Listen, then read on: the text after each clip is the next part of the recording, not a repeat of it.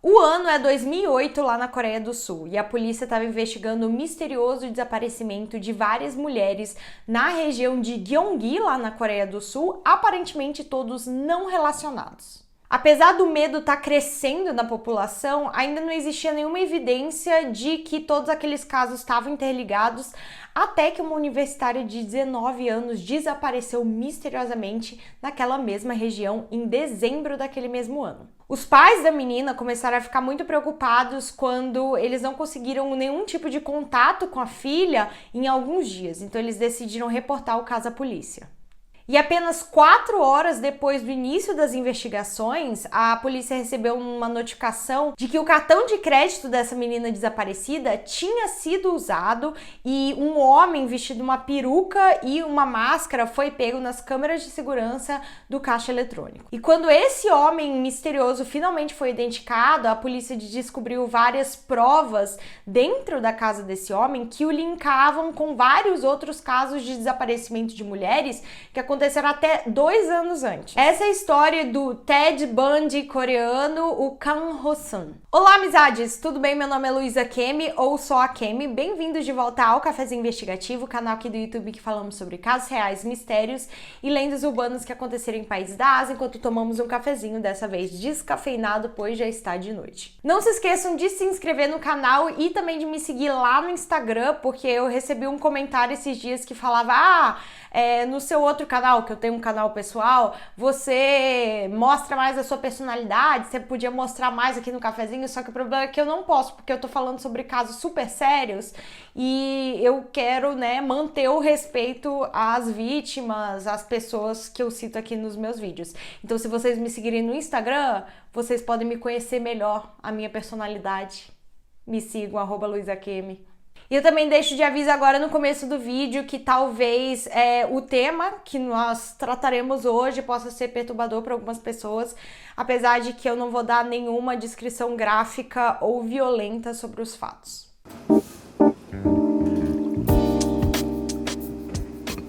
Vamos começar o vídeo de hoje falando quem é Kang Ho-sun.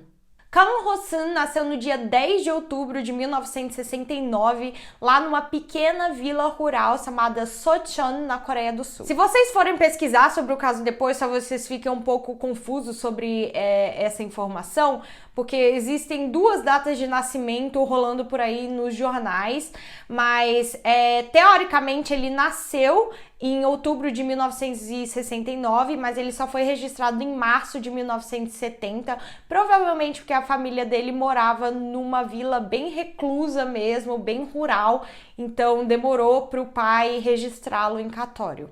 Parece que pouquíssimas pessoas moravam nessa vila, apenas 30 famílias, então todo mundo se conhecia super bem. E o Ho-sun era o 3º filho de 5. A família dele não era rica, não extrapolava dinheiro, mas eles viviam bem confortavelmente. Nunca faltou nada lá na casa deles. É comum que a gente veja nesses casos de serial case, é uma coisa que eu não posso falar muito, então eu vou chamá-los de serial case, que muitos deles sofreram algum tipo de abandono parental, algum tipo de violência, trauma na infância, mas não foi o caso aqui. Segundo o próprio Ho-sun, o seu pai era bem rígido com ele, por exemplo, na escola, nas tarefas de casa, mas ele nunca usou de agressividade ou violência física para lidar com os filhos. É importante ressaltar que durante o julgamento do Ho-sun, na verdade, ficou evidente que o pai dele, apesar de ser assim controlado quando ele estava sóbrio, quando ele bebia, ele podia ser bem violento e parece que ele já tinha agredido a mãe do Ho-sun antes. Mas de resto, a vida do Ho-sun, a infância dele foi bem normal, ele tinha um ótimo relacionamento com os irmãos e, como eu falei antes, ele não tinha nenhum problema com dinheiro. Mas os seus vizinhos e as pessoas que conheciam ele quando ele era pequeno falaram que ele era bem introvertido, bem na dele, e que às vezes ele tinha até dificuldade de manter contato visual quando ele falava com estranhos. O Ho-sun também teve uma vida escolar completamente normal, ele não era lá o melhor aluno da escola, mas ele tirava notas médias para altas, ele também era um atleta, lutava taekwondo, então assim, ele era um menino normal. Os problemas mesmo só foram começar depois que ele se formou no ensino médio. Segundo seus pais, o Hossein não tinha nenhum interesse, assim, ele não ficava sonhando numa carreira que ele queria seguir depois da escola. Então, logo depois de ele se formar, ele se alistou para o exército. Para quem não sabe, a Coreia do Sul tem uma lei, assim, que todos os homens têm que se alistar para o exército quando eles cumprem uma certa idade, eles têm uma janela de tempo para servir, e ele decidiu ir logo depois do ensino médio, como, na verdade, a maioria dos homens faz. Durante esse seu tempo no exército, ele começou a namorar muitas mulheres ao mesmo tempo, o que eu não sei como isso era possível, porque o serviço militar lá da Coreia é extremamente rigoroso, não sei como ele tinha tempo para conhecer tantas mulheres, mas tudo bem.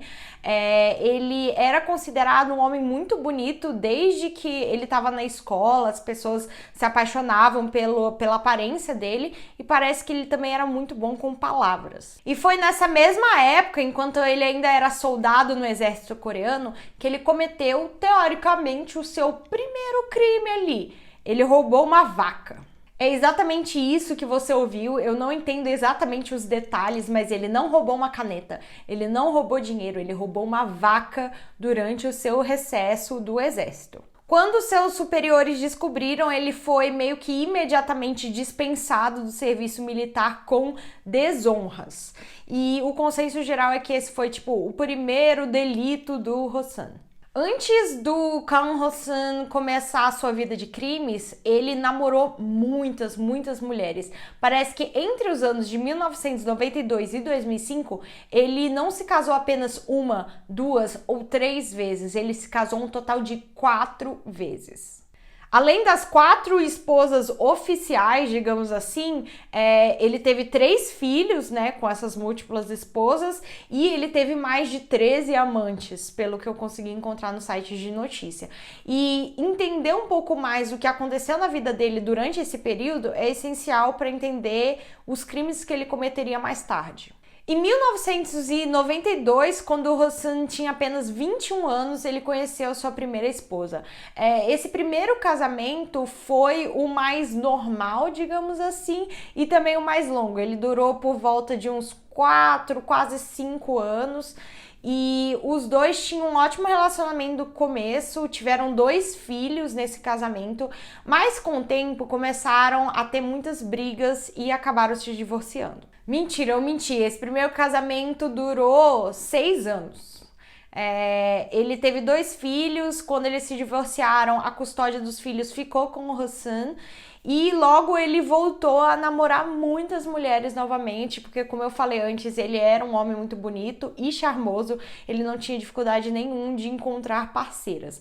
Só que aí, em 1999, ele se casou novamente e essa sua segunda esposa ficou grávida meio que super rápido. Parece que quando a sua segunda esposa já estava grávida, o Hossein decidiu se divorciar e se mudar de lá antes mesmo que o bebê nascesse.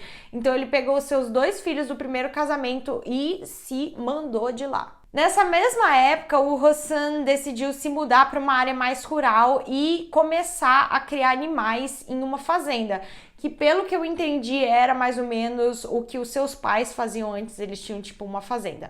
Ele começou a criar todos os tipos de animais, principalmente vacas, porcos e galinhas. E além disso, ele começou a, entre muitas aspas, resgatar cachorros de rua. Eu digo entre aspas especificamente porque ele não tinha motivos altruístas em resgatar esses cachorros. Porque vejam bem, o Hossein, ele já tinha uma fazenda, ele já abatia animais e tinha toda a infraestrutura para abater animais. Só que o problema é que ele começou a usar técnicas cada vez mais sádicas para abater não apenas os animais de fazenda que eram para consumo, mas também os cachorrinhos de rua que ele ia encontrando. Pelo site de notícia que eu encontrei, ele deixava os cachorros em um celeiro com frio e sem alimentar por vários dias e depois ele os abatia de forma violenta. Além disso, ele fazia a mesma coisa com as galinhas, com as vacas e com os porcos. E a gente sabe que em muitos casos de serial case, eles já começam infligindo violência em animais. Assim, é como se fosse o primeiro passo. Primeiro violência com animais, depois violência com humanos. Segundo do Northeastern University of Boston dos Estados Unidos, falaram que 70% dos abusadores de animais cometeram pelo menos algum tipo de outro crime e, em particular, 40% dessas pessoas cometeram crimes violentos contra pessoas. Então existe aí uma ligação e provavelmente era um primeiro indício das suas tendências violentas que viriam aflorar nos próximos anos. Então, em março de 2003, ele iniciou um novo relacionamento, logo se casou com a sua terceira esposa. 2 meses depois, ele divorciou. É como se ele não conseguisse manter nenhum tipo de relacionamento, até porque várias pessoas que conheciam o Hossein na época falavam que ele traía todas as suas esposas com vários amantes ao mesmo tempo. Então, talvez tenha sido o pivô de praticamente todos os relacionamentos falidos dele. Os relacionamentos dele, quer dizer, os casamentos estavam ficando cada vez mais curtos. O primeiro durou 5, 6 anos, o segundo durou 6 meses e esse terceiro durou apenas 2 meses. É um consenso das pessoas que entrevistaram o Hossein depois que ele não via mulheres como seres humanos, com sentimentos, como pessoas mesmo, mas só como objetos que deviam estar lá para satisfazer as vontades dele, e é por isso que ele tinha tantas amantes ao mesmo tempo. E foi nesse contexto que ele conheceu a sua quarta esposa. E esse casamento conseguiu ser ainda mais curto do que os outros 3, porque ele durou menos de 1 semana, porque um acidente misterioso aconteceu na casa deles que acabou levando a sua esposa a falecer. O casal apaixonado oficializou o casamento dos dois no dia 25 de outubro de 2005, mas em vez de curtir ali uma lua de mel romântica e tudo mais, aconteceu uma grande tragédia na casa da família 5 dias depois do casamento. A esposa, a quarta esposa do Hossein e a sogra dele estavam conversando nessa casa, que eu não entendi exatamente se era a casa que morava o Hossein e a quarta esposa ou a casa da sogra, mas de qualquer forma, elas estavam dentro da casa conversando tranquilamente quando começou um incêndio. Cômodo por cômodo, cada lugarzinho da casa foi pegando fogo, se enchendo de fumaça. Tive muita dificuldade de encontrar informação sobre esse incidente específico. Eu assisti 2 vídeos do YouTube gringos que falavam coisas completamente diferentes, então eu fui até os sites de notícia coreanos usando o meu coreano básico e os meus tradutores. Daí eu encontrei uma notícia do jornal Junwan, que fala exatamente que o Hossein, na verdade, estava dentro da casa quando o incêndio começou, ele e o seu filho mais novo. E o menino, que na época devia ter uns 11 anos, depois contou para a polícia mais ou menos o que ele lembrava ter acontecido. Ele falou que estava de noite, ele estava dormindo no quarto dele e que subitamente o seu pai entrou e avisou que estava tendo um incêndio dentro da casa. Que depois disso ele pegou o menino e começou a chutar uma janela que estava sendo descrita em todos os sites como janela de segurança, não sei se é uma janela específica para casos como esse de incêndio, mas enfim, ele chutou tanto a janela que ele conseguiu quebrar, né, a janela, jogou o menino para fora e depois esse filho mais novo lembra que o pai voltou para dentro da casa, abriu a porta que dava para a sala de estar, jogou alguma coisa lá para dentro e depois saiu. O menino e o Hossein conseguiram sair ilesos desse acidente, mas a sua recém-esposa e a sua sogra acabaram falecendo. E por que eu tô contando isso? Porque o Hossein ganhou uma quantidade de dinheiro bem grande depois desse acidente. Aproximadamente 480 milhões de won, que hoje em dia, convertendo, dá mais de R$1 milhão. Isso porque o Hossein, pouco tempo antes, tinha feito vários tipos de seguros diferentes, seguro para casa, seguro de vida. Ele até tinha trocado o nome da herança dessa recém-esposa dele, do nome da sogra para o nome dele. Então, né, ele herdaria todo o dinheiro se porventura ela viesse a falecer, 5 dias depois do casamento dos dois. Só que em 2005, quando tudo isso aconteceu, a polícia não conseguiu determinar que o incêndio tinha sido criminoso, porque o fogo foi tão forte, segundo eles, que apagaram qualquer tipo de evidência que poderia ter na casa, indicando que alguém realmente botou fogo na casa. Então foi tudo considerado naquela época como um acidente pela polícia. E eu sei o que vocês estão pensando, que provavelmente foi o Hassan que botou fogo na casa, exatamente para conseguir o dinheiro do seguro. E existem evidências que apontam que o Hassan já cometeu fraude de seguros muitas vezes antes. Antes disso, nos anos 90, ele trabalhava como caminhoneiro, pelo que eu entendi, e ele fazia vários seguros para os caminhões dele. E por algum motivo, tiveram vários incidentes, em 1998, em 1999, que o caminhão dele misteriosamente sofreu algum tipo de acidente ou pegava fogo. E em cada incidente desses, ele ganhava uma grande quantia de indenização, que era assim... Ele não trabalhava com nenhuma coisa fixa, então a maior parte do dinheiro que ele usava para se manter, para sobreviver, vinha dessas apólices de seguro.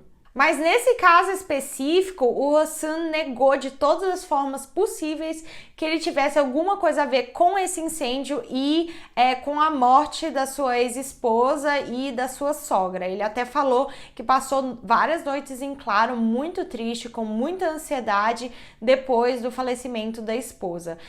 Isso ele falou depois do julgamento e tal, que a gente já vai ver.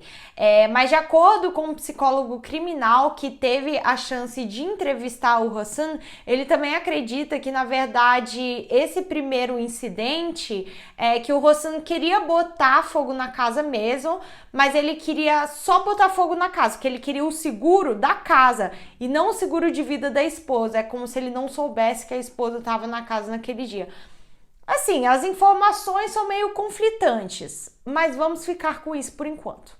A gente vai voltar nesse ponto mais tarde no vídeo, mas é importante vocês saberem agora que independentemente se ele tinha a intenção ou não de matar a esposa, que ele ficou extremamente abalado depois disso e talvez tenha servido de estopim para os crimes que ele cometeria um ano depois.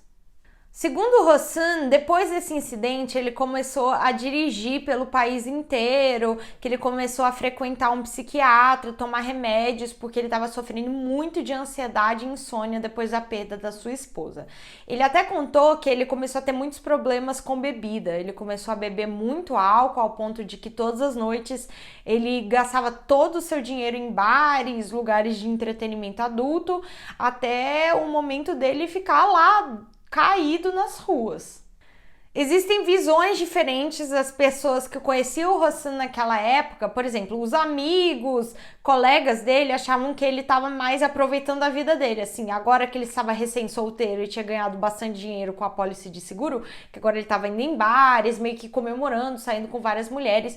Mas segundo seu psiquiatra, ele estava realmente sofrendo de remorso pela morte da sua esposa. Nessa mesma época, o Hassan começou a ser cada vez mais violento com os animais da sua fazenda. Segundo ele acabou tirando a vida de mais de 50 cachorros de rua. E segundo alguns especialistas que analisaram o Hassan, pode ser que o falecimento da sua esposa tenha desencadeado, sei lá, tendências ainda mais violentas que tinham dentro dele, porque acreditam que ele sempre foi psicopata ou sociopata, existem controvérsias, mas que isso intensificou ainda mais as suas tendências de ser violento, de ter pouca empatia com animais, com outras pessoas. Agora ele queria fazer pessoas sofrerem também. E quem são as pessoas que ele mais desprezava? Mulheres. Foi assim que ele decidiu fazer a sua primeira vítima 100% intencional, digamos assim, no dia 7 de setembro de 2006.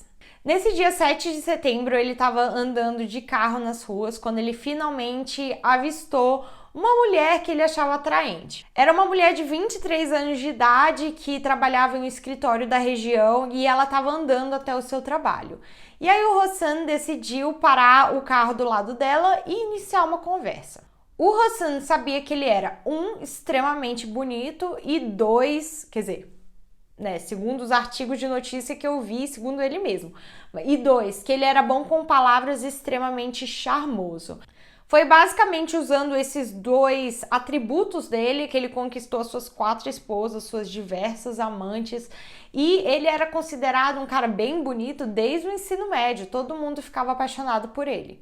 Então ele usou essas características ao seu favor para cometer os seus crimes, e ele bolou um plano que era muito bem bolado. Ele planejou tudo nos mínimos detalhes antes de cometer o seu primeiro crime. Primeiro, ele se aproximava de mulheres que ele achava atraentes. Não se sabe exatamente se ele ficava stalkeando mulheres específicas ou se ele ficava andando de carro pelas ruas até que ele achasse uma, mas de qualquer forma, ele tinha um tipo muito específico de mulher que ele achava atraente, que eram, sei lá, pessoas de até 1,60 m de altura e menos de 50 quilos especificamente, ou seja, mulheres pequenas. Inclusive, parece que todas as 4 ex-esposas do Hossein tinham as mesmas características e que se alguma delas engordasse pelo menos 1 quilo, ele já começava a reclamar. Claramente um indicativo que ele só via suas esposas e qualquer mulher no geral como um objeto que deveria agradar ele em todos os sentidos. Enfim, ele ia atrás das mulheres que tinham exatamente as mesmas características, encostava com o carro do lado e começava uma conversa amigável,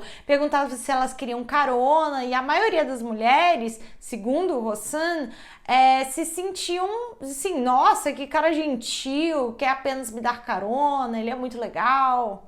Ele também dizia que tinha comprado um carro de luxo com o dinheiro que ele ganhou com várias apólices de seguro, porque passava mais credibilidade. O Hossein também chegava a deixar algumas fotos dentro do carro dele para mostrar para as vítimas, que eram fotos dele com os cachorros que ele adotava, entre muitas aspas, na fazenda dele para ele parecer menos ameaçador. Eu até tenho esse negócio que eu falo com as minhas amigas que eu fico nervosa quando eu vejo um homem de noite na rua, mas aí eu vejo que tem um cachorro e fica de boas. Pois é, não fique, porque ele usava exatamente essa técnica para deixar as mulheres que entravam no carro dele mais confortáveis. E pelo que eu vi na Wikipédia lá da Coreia, tem vários outros serial killers que usam mais ou menos a mesma técnica. Por exemplo, o Gary Ridgway, que eu não sei de onde era, eu acho que ele é americano, ele mostrava fotos do seu filho para as vítimas para parecer menos ameaçador. Mas era super mórbido isso, porque as fotos dos cachorros que ele mostravam eram os mesmos cachorros que eram abatidos de forma super cruéis na fazenda do Hossein. Inclusive, essa foto que vai estar aparecendo aqui na tela é uma das mais conhecidas do Hossein, e ele tá posando do lado de um husky, e dá pra ver ali que ele tá usando uma luva, porque logo depois, poucos minutos depois, ele estaria abatendo esse cachorro. A primeira vítima acabou entrando no carro do Hossein, não sabemos se ela confiou nele e entrou por livre e espontânea vontade ou se ele puxou ela para dentro, mas o ponto ele levou ela para uma região afastada e não posso usar essa palavra por questões de censura aqui do YouTube, mas ele acabou a violentando e tirando a sua vida. O ataque em si foi bem rápido porque ele tinha planejado tudo. Logo depois disso, ele passou várias horas procurando um local para deixar o corpo da mulher. Ele resolveu abandoná-la em uma região remota, que era tipo um barranco do lado de um lago, e ele tomou todas as precauções para que o seu DNA não fosse encontrado perto dessa vítima. Então, ele cortou as suas unhas, se livrou de qualquer peça de roupa que tivesse o seu DNA, e no caso de algumas outras vítimas, ele chegava até a cortar a ponta dos dedos para que as digitais não fossem identificadas. E assim ele abandonou a primeira de muitas vítimas no mato. Ele utilizou praticamente a mesma técnica para atrair e se livrar de quase todas as suas vítimas, o que lembrou bastante o modus operandi de um dos criminosos mais conhecidos da história, que é o Ted Bundy. Não sei se vocês já assistiram certos documentários horrorosos sobre o Ted Bundy, mas ele foi um serial killer super conhecido nos Estados Unidos por usar o seu charme e a sua aparência, porque ele era um homem muito bonito, para atrair suas vítimas. Então, mais tarde, começaram a chamar o Kang Ho-seun de o Ted Bundy coreano. E mais tarde a gente vai ver mais similaridades entre esses dois homens. Não durou nem 3 meses desde que ele fez a sua primeira vítima até ele cometer um outro crime. Então, depois dessa primeira vítima, vieram mais 5 em um espaço de tempo de 25 dias. Eu vou colocar, na verdade eu não, Danilo, meu editor, colocará a timeline aqui do lado de todos os ataques para vocês verem mais ou menos o tempo em que cada um aconteceu. No dia 14 de dezembro de 2006, ele fez a sua segunda vítima, que ele encontrou em um lugar de karaokê lá na Coreia. Esses lugares se chamam norebans, são bem populares, todo mundo vai. E existem tipos de norebans diferentes, alguns que você pode ir sozinha, com amigos. E eu acho que nesse caso era um tipo de noreban em que existem tipo atendentes, entre aspas, mulheres que vão entretêm os convidados do noreban e tudo mais. E essa mulher trabalhava no noreban, ela tinha 45 anos na época, ele usou exatamente a mesma técnica para atraí-la até o carro e depois se livrou dela na mata. A sua terceira vítima ele fez 10 dias depois, no dia 24 de dezembro de 2006, também era uma pessoa que trabalhava em um karaokê, mesmo modus operandi, se livrou da mesma forma. Depois que ele reparou que ele se safou da polícia nesses 3 primeiros crimes, ele começou a ficar cada vez mais confiante. E aí, no dia 3 de janeiro de 2007, ele fez a sua 4ª vítima. Dessa vez, ele decidiu sequestrar uma mulher de 52 anos de um ponto de ônibus da região. Mesma coisa, largou ela em uma mata abandonada e apenas 3 dias depois, dia 6 de janeiro de 2007, ele fez a sua 5ª vítima, que era uma mulher de 37 anos na época. Novamente, ela era uma frequentadora de karaokês, então ele ficava ali alternando entre procurar suas vítimas em bares de karaokê e em pontos de ônibus. No dia seguinte, assim, ele tirou a vida de uma mulher no dia 6 de janeiro, no dia 7 de janeiro, novamente, ele foi a caçada, entre aspas, encontrou sua 6ª vítima num ponto de ônibus e era uma mulher de 20 anos. Nessa 6ª vítima, ele já estava super confiante e ele queria debochar da polícia, então ele deixou o corpo dessa mulher sem ter enterrado, todos os outros ele enterrou, dessa mulher ele deixou à vista lá num lugar onde tinha mais tráfego de pessoas e a intenção dele, que ele contou depois, era exatamente zombar da polícia. Como assim? Eles não estão encontrando o culpado. Todos esses 5 ataques aconteceram no final de 2006, começo de 2007, em um intervalo de tempo de apenas 25 dias.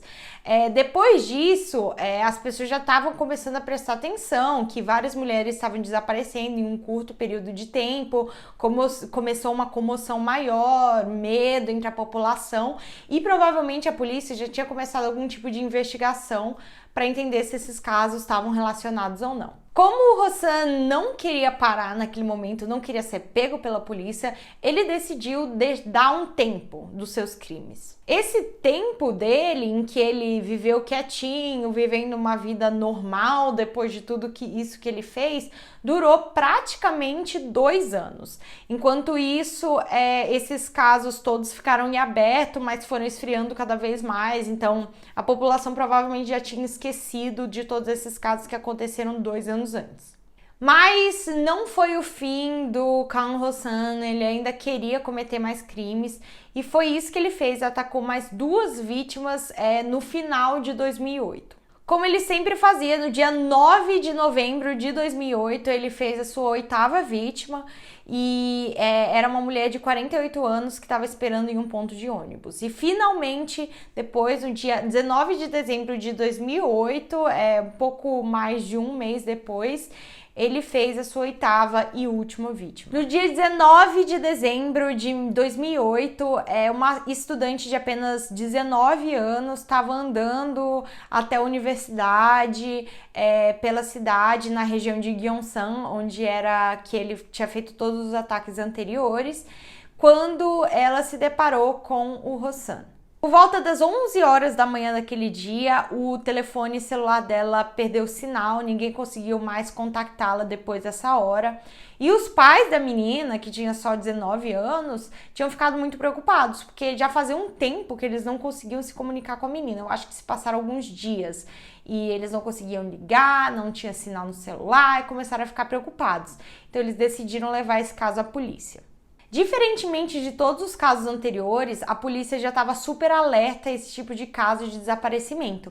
E eles começaram a investigação quase que imediatamente depois dela ter sido reportada desaparecida. A polícia já estava monitorando tudo que tinha a ver com essa estudante. Eles repararam exatamente as horas que o telefone tinha sido desligado, onde ele estava localizado nesse momento, e todos os pertences que tinham desaparecido junto com a menina, incluindo seu cartão de crédito. A esse ponto, o Rossano estava cada vez ficando mais ousado, porque ele pensava assim: eu consegui fazer 8 vítimas sem chamar a atenção da polícia, não tem a menor ideia que eu seja o culpado ou que todos esses casos estejam interligados. Então ele começou a fazer coisas mais ousadas, arriscadas. Foi aí que ele decidiu retirar dinheiro do cartão de crédito dessa menina que ele já tinha tirado a vida, que era um cartão que já estava sendo rastreado pela polícia, porque novamente eles começaram a trabalhar super cedo nesse caso. Então, apenas 4 horas depois da polícia iniciar essa investigação da estudante desaparecida, eles foram notificados que o cartão de crédito dela tinha sido usado em um caixa eletrônico da região e tentaram sacar pelo menos 700 mil won. Era bastante dinheiro. Daí, quando foram checar as câmeras de segurança do caixa eletrônico, viram que não se tratava da estudante desaparecida, mas sim de um homem vestido uma peruca e uma máscara, o que era super suspeito, então ele se tornou o suspeito número 1 do caso. Era sim o Rossan, mas só com as imagens das câmeras de segurança, a polícia não conseguiu identificar a identidade desse homem. Então, eles entraram em contato com a equipe de segurança que ficava em volta do banco e foram ver todas as câmeras de segurança que tinham na frente do banco para ver em que carro esse homem entrava. Parece que eles revistaram pelo menos 7 mil carros que tinham parado perto do banco mais ou menos naquela hora. E que demorou pelo menos alguns dias para a polícia encontrar algum carro suspeito, mas eles finalmente encontraram o vídeo desse homem que tentou sacar o dinheiro no caixa eletrônico saindo e entrando de um carro específico. Depois disso, não demorou muito tempo para a polícia investigar os documentos do carro que linkavam de volta ao Rossan. Pelo que eu vi em alguns sites de notícia coreanos, porque cada lugar fala uma coisa diferente. O carro que ele estava usando para sacar esse dinheiro não era o mesmo carro que ele usava para raptar suas vítimas, mas sim o carro da sua mãe. Então, quando a polícia foi investigar, eles entraram em contato com a mãe do Rossan e ela avisou que ela não estava dirigindo aquele carro, que era na verdade seu filho, e deu informações para encontrá-lo. Foi aí que a polícia entrou em contato pela primeira vez com o Rossan e eles, conheceram esse homem de meia idade, que era super charmoso, simpático, viúvo, tinha filhos. Eles ficaram espantados, pensando assim: será que esse é realmente o nosso suspeito? Será que esse homem seria capaz de desaparecer com uma estudante? Depois disso, ele foi levado para interrogatório porque ele estaria usando o cartão de crédito de uma pessoa desaparecida, né? E naquela época a polícia não tinha nenhuma prova que pudesse linkar ele a realmente esse crime, além, das imagens das câmeras de segurança. E aí a polícia conseguiu um mandado para revistar tanto o carro quanto a casa do Rossan. Nesse meio tempo, o Rossan foi para interrogatório, não conseguiram extrair muita coisa dele naquele momento, e ele voltou para casa e decidiu queimar o carro com todas as evidências dos crimes que ele tinha cometido. Ele botou fogo no próprio carro de luxo dele, onde ele tinha raptado as vítimas. Além disso, ele se livrou do disco rígido do seu computador, tentou se livrar de qualquer evidência que ele pudesse lembrar. Quando a polícia entrou na casa do Hassan para fazer uma vistoria, eles descobriram pelo menos 70 pares de roupas íntimas femininas e várias roupas que estavam ensanguentadas. E aí, eles levaram tudo isso como evidências para um laboratório. Provavelmente o Hassan não tinha lembrado que ele, possuir esses itens, porque todo o resto ele foi super meticuloso, super calmo e cuidadoso para se livrar de qualquer evidência. E a polícia descobriu que essas amostras de sangue não eram nem da estudante que estava desaparecida, mas sim de uma mulher que tinha desaparecido algum tempo antes, que foi uma das várias vítimas do Hassan, e que eles nem desconfiavam que tinha a ver com o desaparecimento da estudante. E logo começaram a linkar vários dos desaparecimentos que tinham acontecido nos últimos 2 anos na região de Gyeonggi ao Hassan. Então ele foi preso em janeiro de 2009 e ele confessou, não imediatamente, mas depois de um tempo de interrogatório, ter assassinado a estudante, essa mulher que encontraram o DNA nas roupas e mais 6 pessoas. Depois de ter feito essa confissão, o Hassan foi levando a polícia a todos os lugares onde ele tinha enterrado suas vítimas. Ele falava como é que ele tinha feito o crime. Os policiais até falavam que ele era extremamente debochado, que algumas vezes ele até dava um sorriso assim, tipo lembrando do que ele tinha feito, que ele era um verdadeiro psicopata, assim, parecia que ele não tinha remorso nenhum pelo que ele tinha feito com as vítimas. Ele conseguiu se lembrar de onde ele tinha enterrado 7 das vítimas, mas uma delas, infelizmente, ele não lembrava do local onde ele tinha deixado ela e o corpo nunca foi encontrado. Quando a polícia perguntou para o Hassan qual foi a motivação dele de ter tirado a vida de tantas mulheres que ele nem conhecia, ele falou o seguinte: minha 4ª esposa faleceu em um incêndio em 30 de outubro de 2005 e eu fiquei arrasado. Eu perambulei pelo país por 1 ano e então comecei a sentir vontade de sempre que via uma mulher. Depois que dei um fim na primeira, não consegui me controlar. Enquanto o julgamento acontecia, ele estava preso. Segundo a polícia, ele não demonstrou remorso pelos seus atos em nenhum momento, ele dormia super bem, até na cadeia, que as outras pessoas que estavam presas com ele, seus colegas de cela, falavam que ele até chegava a roncar de noite, dormindo tranquilamente. E o promotor do caso chegou até a falar que o Hassan não é que nem qualquer serial killer normal, entre aspas, né? Mas ele não era comum, que era um cara extremamente calmo, extremamente meticuloso, que, assim, fazia as coisas sem nenhum motivo, assim, que ele cometia os seus crimes só pelo ato de cometê-los. Então, no dia 22 de abril de 2009, ele foi condenado à sentença de morte lá na Coreia do Sul, que já não estava sendo uma coisa muito comum, fazia muito tempo que outro preso fosse condenado à sentença de morte. E foi responsabilizado pela morte de pelo menos 10 pessoas, sendo 2 delas a sua 4ª esposa e a sua sogra. Porque sim, quando ele foi para julgamento, o caso do incêndio foi reaberto, julgaram o caso novamente, sabendo, né, o tipo de pessoa que era o Hassan, e acreditam sim que ele foi responsável pela morte das 2. Apesar de que esse foi o único crime que ele se negou a confessar. Então, até muito tempo depois, ele dizia que não tinha causado incêndio, que ele não tinha nada a ver com o falecimento da sua esposa. No momento, ele ainda está esperando no corredor da morte a sua sentença e, pelo que eu entendi, o último contato que tiveram com ele foi uma emissora de TV que estava querendo fazer um programa sobre o assunto, que mandaram uma carta para o Hassan. E ele respondeu, não respondendo nenhuma das perguntas da entrevista da emissora, mas ele começou a reclamar de maus tratos que ele sofria na cadeia e que era injusto, que ele estava sendo preso lá injustiçadamente, e ele chega até a citar que o colega de cela dele é o Cho Ju-bin. Literalmente um dos maiores líderes daquele caso Nth Room, que foi um escândalo de...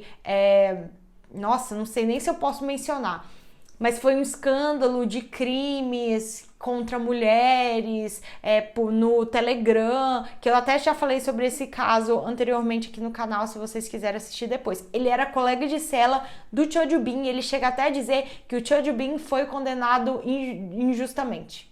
Assim, eu não preciso dizer nada que o pessoal da prisão, responsáveis lá pelo sistema carcerário, ninguém deu ouvidos a ele, a população também realmente não acreditou nas palavras dele e ficou por isso.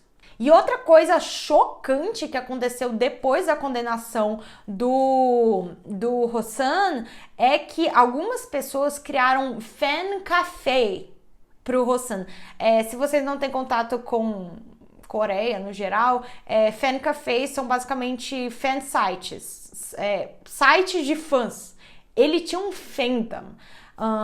Não eram muitas pessoas, mas algumas pessoas começaram a defender ele na internet, dizendo que ele estava sendo injustiçado, provavelmente só pelo fato dele ter uma beleza um pouco acima da média, que é parecido com o caso do Ted Bundy, que se vocês forem ver esse caso, ele tinha várias admiradoras, mesmo depois dele ter admitido crimes terríveis que ele tinha feito contra mulheres. Inclusive, não foi ele que casou com uma fã quando ele já estava na cadeia? Não lembro. Enfim, essa é outra coisa que ele tem em comum com o Ted Bundy, é por isso que ele é chamado de o Ted Bundy da Coreia. O que vocês acharam sobre esse caso? Se agora eu indico vocês assistirem o caso do The Nth Room, que deve estar aqui em cima, aqui do lado, que é o caso do Cho Joo-bin, que é o colega de cela do Rosan. Um caso terrível, um dos piores casos que eu já noticiei aqui no canal.